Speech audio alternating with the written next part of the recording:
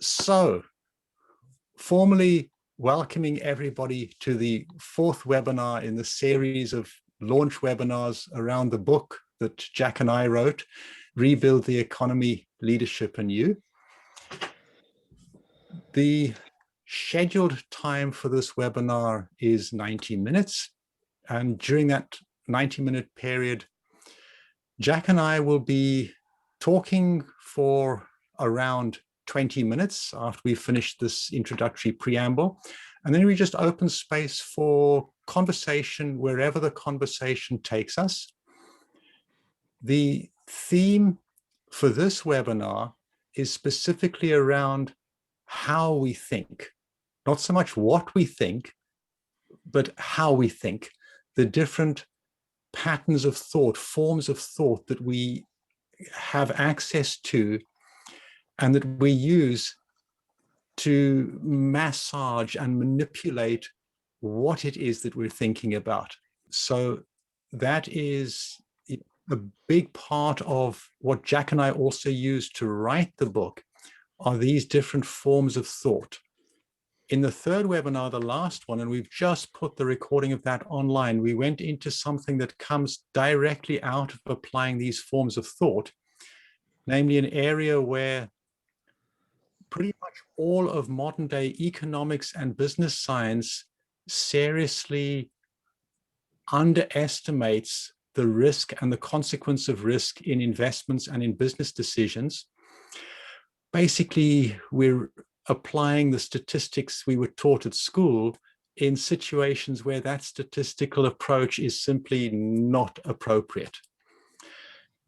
And it also has quite serious consequences when we try to take decisions in our own lives. If we try to apply to our lives those statistics. But all of that is online in the video, so we won't go into more detail there. That was just a couple of pointers of where you can get more stuff from. This webinar, we're going to go deeper into the whole question of how we think. So diving now into the content. The fundamental model that we use throughout the book Rebuild is based on something called the constructivist developmental framework. Now, like any framework, we're not saying that this is how the world actually is.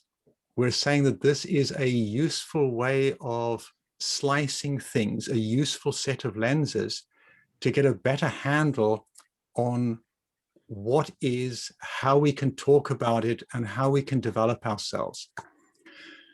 And at the heart of this framework is that, first of all, we take in information, which is completely neutral information, maybe from our eyes, our ears, our bodily senses, our instincts, whatever it may be.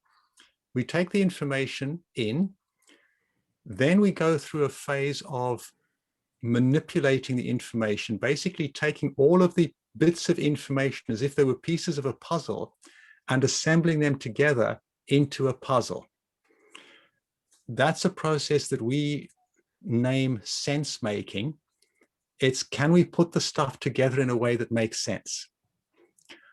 After sense making comes meaning making. That's when we take the puzzle that we've assembled, look at the picture that has formed on it after our sense-making process of putting it together, and we attribute meaning to that picture. The meaning we make might be one of, oh my good, fear, panic, terror, we have a climate catastrophe rushing in on us. Or it might be a meaning of, right, now's the time for action. What can I do? Where are the levers I can pull? It's the same picture, the same sense making, but two quite different meanings that have been made of it. And that then leads to the final part of what's woven through the entire book, the distinction between what we name reality and what we name actuality.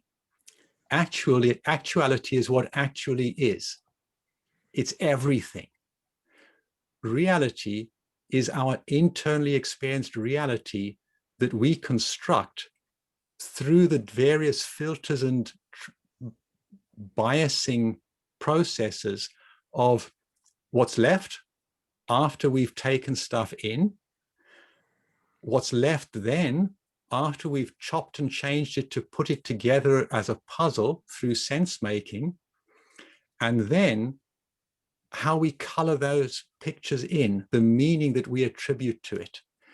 And at the end of that is where we get to what we call reality, which is our internally constructed reality.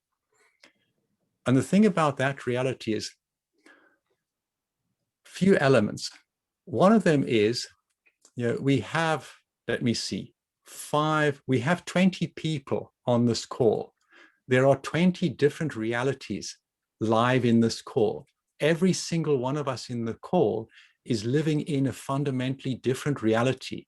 It may be, yours might be quite close to mine. It might be quite a long way away from mine, depending on the story templates we use to attribute meaning, to color in the puzzle, depending on how fluid we are using the different forms of thought to construct the puzzle for sense making, and of course, depending on what information we're actually taking in the first place. And this is critically important in that all too often we get into arguments with people where we think we're arguing about right or wrong, but actually we're arguing about two different realities that each of us is inhabiting or experiencing. And so it's really important to learn, how do we uncover how the other person is thinking, their sense-making processes? What are they able to use in sense-making? What are they not able to use? And vitally important, and this is a different chapter in the book, how does that person construct meaning? How do they make meaning? So that's the essence of this, diving deeper into the how we think now. Typically, we start by learning logical thinking. We learn how to use formal logic or binary logic from a very young age, and we get well trained in that at school and university. However, binary logic is simply inadequate to deal with the world we're in today. If all somebody is able to use is binary logic, then in that sense-making process, as soon as you're in some kind of uncertain, nebulous, ambiguous, complex context, binary logic leads you to chop off all of the subtleties of the puzzle pieces, leaving you with simple puzzle pieces that you just put together like bricks. For example, binary logic says that something is either true or it's false, and that those are opposites. Binary logic says, well, male and female are opposites. Post-logical thought or dialectical thought forms are using thought forms like represented in this square, where the opposite of true is simply not that true, and the opposite of false is simply not that false. So somebody who is able to use the dialectic thought forms related to this truth square can very easily accept that the opposite of a deep truth may be another equally deep truth that is simply different. So this is where, in writing the book, Jack and I used a lot of these thought forms to recognize where were we prematurely simplifying something, where were we missing something. That makes these thought forms enormously powerful and relevant for anybody in any leadership role, especially anybody trying to come up with solutions for the climate catastrophe or any of the other global challenges that we're facing. So how does it all work? There are 4 kinds of thought forms that come after formal logic.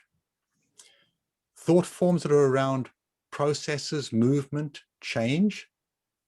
Thought forms that are around static structures, contexts, how things fit together.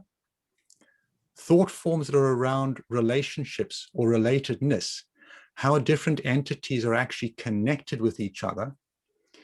And finally, built off those three are thought forms that are around transformation. And the difference between transformation versus movement, movement is more or less predictable, whereas transformation is unpredictable. Transformation is the butterfly emerging out of a caterpillar, where the caterpillar can't extrapolate from its caterpillar being into a butterfly being. Whereas process would be the caterpillar weaving a cocoon and wrapping itself up into it. A caterpillar can imagine cocoon, but it can't extrapolate linearly into butterfly. So if we go, I'll give now a couple of examples of these thought forms. All of them are covered in detail in chapter 9 of the book. There are 28 thought forms in total, 7 in each of these categories. Chapter 9 gives an introduction to the book, to the thought forms, and both through us and through a range of other sources. You can go on coaching programs, training programs to develop your capacity in these thought forms. Something I will emphasize, as you can imagine, with the fact that these are called dialectic thought forms, the only way to really develop your capacity for dialectic thought is in dialogue with others. So reading the book will be of some help, but it won't get you all the way there. If we take the first one, process thought forms, process 3 is where you're able to fluidly recognize that everything can be composed of interpenetrating opposites. This is woven through the whole book, where we talk about complementary pairs, entities or concepts that we think of as polar opposites, but that are actually one whole, and we're better served by dealing with them as one whole. You know, and the in the investment world, things like profit and impact are often treated more or less as in opposition to each other, that you can't have really positive impact outcomes and extremely high profit. Well, we refuse to accept that. We see those as interpenetrating opposites that can make a bigger whole, a complementary pair, where yes, you can have excellent profit and excellent outcomes. Another one, process thought form 5, people who recognize that knowledge is always under construction, people who recognize that they know something now, but that tomorrow they may have changed what they know, that as they grow in experience, as new stuff comes in, what we know is continually under construction. Somebody who's not yet fluid in that thought form will think that knowledge is knowledge is knowledge is always absolute and fixed and rigid. So you can see how somebody who is very able to use these 2 examples of the 7 process thought forms will construct their puzzle out of the pieces in the sense-making process in a much more subtle, richer, and nuanced way than somebody who thinks that opposites are opposites and don't connect or interpenetrate, or somebody who thinks that knowledge is always absolute. You know, and as Jack knows, in the world of economics, for example, or in any professional discipline, there are a lot of issues because people who have expertise are often not yet sufficiently developed cognitively to recognize that knowledge is always under construction. The next one that I'll touch on is context. So whilst the process thought forms are being able to hold in your thoughts concepts about movement or entities that are moving and changing, the context thought forms are static systems thinking. And two of the ones that I find really useful, and they're fairly advanced thought forms, the sixth and the seventh context thought form. The first is using frames of reference. In other words, every time any of us judges something or evaluates something, we're always judging something as good or bad, better or worse, stronger or weaker, whatever the judgment is we're making, against some frame of reference. We're so often in arguments with people where we may actually be in complete agreement, just we're judging the same thing that we're each looking at with two different frames of reference. So again, somebody who is fluid in using the frames of reference thought form immediately recognizes both what the evaluation is they're making and the frame of reference they're using to make that evaluation. And they recognize the fact that there are multiple frames of reference that could be used. So in an argument, they will explore what is the frame of reference that somebody else is using to see if the difference is coming about because two people are just at that point using different frames of reference to evaluate something. Again, it opens up huge space for collaboration, creativity, and really making a difference in our work. And a step beyond that is recognizing a multiplicity of contexts, being able to, for example, as in the truth square you saw a moment ago, recognizing that something can be true in one context, false in another context, but that doesn't mean that that itself is true. It means that it's in the context that it has truth or not. So being able to juggle with a multiplicity of contexts, again, is a really important part of being able to fully engage in the world we're in today. Most people, as they develop beyond formal logic into dialectic thought forms or post-formal logic, begin developing the context thought forms and are the strongest usually in those. Process comes in next. And the third one that we begin to develop are the relationship thought forms. So the first one, the simplest one, is being able to recognize the existence of relatedness. So often in pure logical situations, we're dealing with situations where people don't even recognize the existence of a relationship between two entities. And I'm sure that everybody in this call can think of situations where you've been pulling your hair out, and you can see what's happened to me.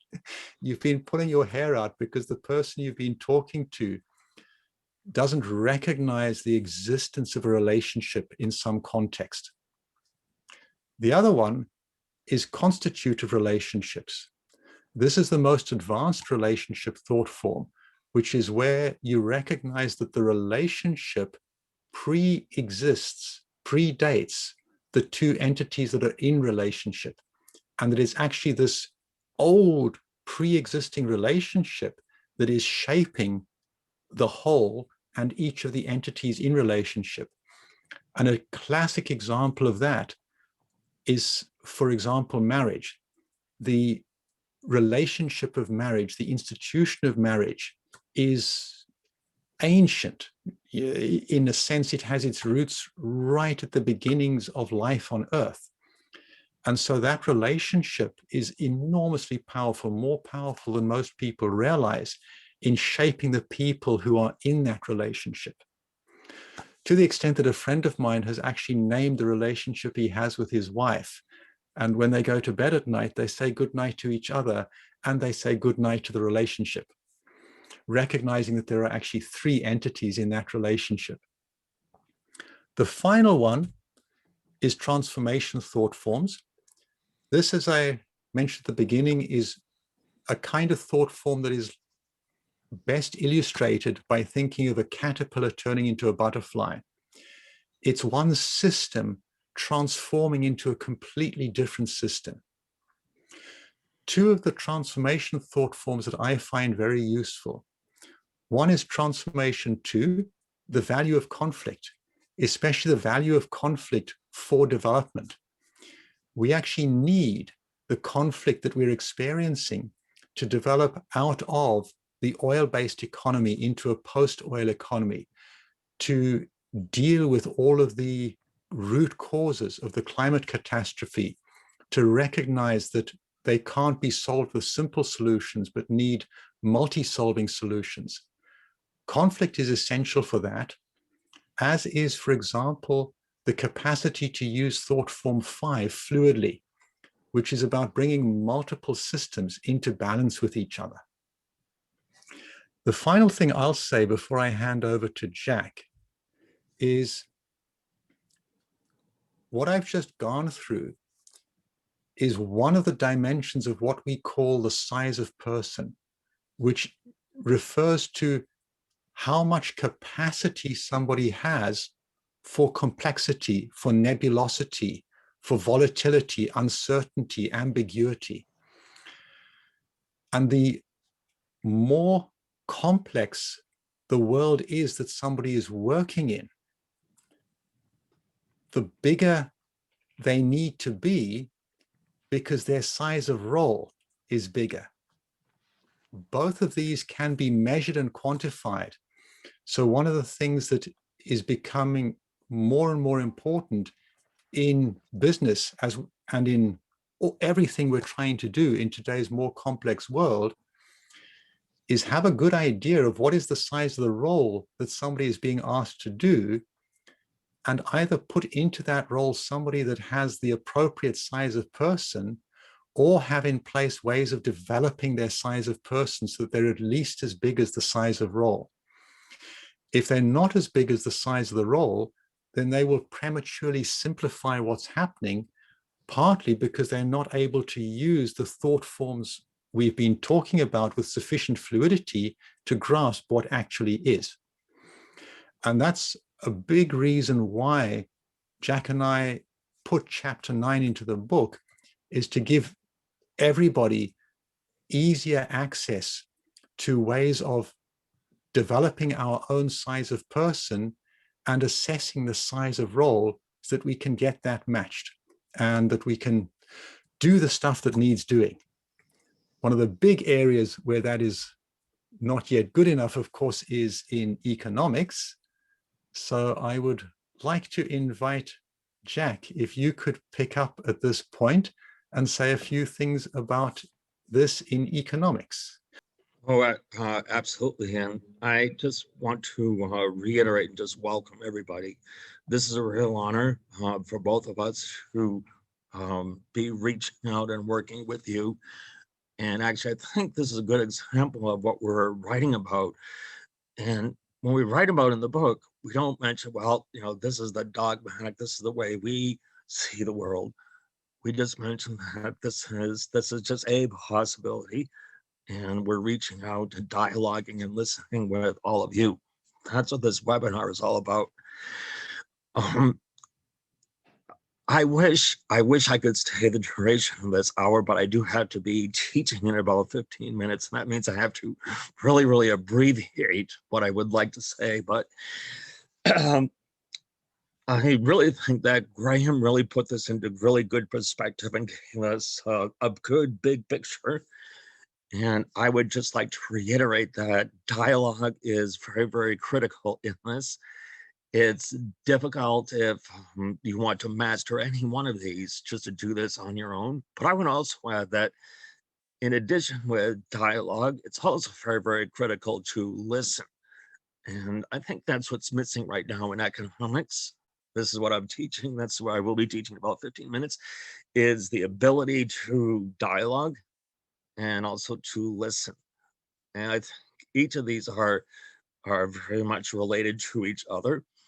And I've been arguing that, maybe what's missing in the economics curriculum, particularly at the undergraduate level and even at the graduate level, is just a basic course in listening and dialoguing and the actual way to think rather than what to think. It's interesting. When we began writing this book, I was very, very much intrigued by these thought forms. This was something new, or relatively new. Although, looking in retrospect, I realized that I was over the life I've been leading and living. I've been more or less mastering these thought forms without knowing it. And I think that's the beauty of what we're presenting is this is something that's easily digestible and something that it's given, and this is something that you could work on. In my own situation, this is something that I had to develop, and a lot of this was implicit. And after we wrote the book, I would simply say that this is my most favorite aspect of the book. And the reason being is it's both Graham and I were very, very much interested in doing something. We want to make the world better. And we want to get from A to B, realizing that right now, A is unsustainable. But in order to do this, there's a lot that we have to get done. And as even when I'm working on my lectures and preparing lectures, I'm using a lot of this particular chapter. I think it is very, very critical in everything that we do. And I would maybe offer a suggestion, given that my minutes are limited. I would simply offer a suggestion as you're reading this. You might be overwhelmed and arguing that, well, or stating that there isn't any way that I can master all of these. And this isn't the objective. The objective is to get familiar and figure out where you are and then where you can go. And I would just offer a suggestion that, as an overview, reading chapter 9, and then we also give a good map in one of the tables. Just look and ask where you are specifically. What are you doing? What do you usually do? I mean, do you relish conflict and the multiplicity of different relationships or different frames of reference? And if not, what's the reason? What is the reason? And then maybe you can look at that and dialogue with others that might be a little bit more skilled in what you're missing. And I think this is the best way of progressing. Now, I don't know if I could just limit my remarks with economics, given that if we look at each of these, I think economics is missing a lot. And this is one reason that, I basically, my life's work right now is reconceptualize the way we do economics and economics education. And one of my overall goals is to bring in each of these thought forms, and particularly the last relationships and transformation. And this is all missing. There's a lot of dogmaticism, and there's a lot of maybe reluctance to basically argue or agree that our knowledge is limited. And I do think each of these are necessary. Great, thank you, Jack. So the final thing I would just like to put in, and then we will go into general conversation, is just to point at, do follow Jack and myself on Twitter or on LinkedIn. If you want to be on our mailing list, do sign up on the book page on my website. And when you sign up there, you also get a free copy of the PDF. Our next book discussion is on May the 25th, starting at the same time as today. And if you want to dive deeper into this stuff, we have a range of workshops up there workshops on the 28 thought forms we've just been touching on how you can incorporate as a Fair Shares Commons company. And coming up soon are our Mimpreneurs and mid-career transition programs and our Adaptive Way program that Stephanie is leading. Then I would say, let us slowly wrap this up. I am thrilled at everybody who has been in this meeting. I do encourage you to head over to the website. Oh, I didn't do it before we came into this meeting. I will do it immediately afterwards, and put in the registration for the next webinar at the end of next month. And if you want to dive deeper into any of these, on our programs page are links to the various lists that we are establishing for people who are interested in signing up. And as soon as we have enough participants, we will schedule one of the programs. So if any of that intrigues, feel free. And if you have any questions, bounce them my way. You have my LinkedIn details up at the top there.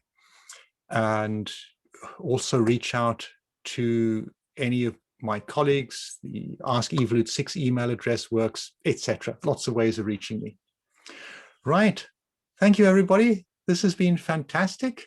Really enjoyed having you all here, and thrilled that so many of you stayed 15 minutes longer than the scheduled end. Much appreciated. Usually it was worth it. Vielen Dank. Excellent. Thank you, Misha. Thank Bye. you. Thank you all. Good to see you all here. Thank you. Graham? Thanks, folks. And then Bye-bye. just- See you later. Yes. Graham, can I Au just revoir. ask-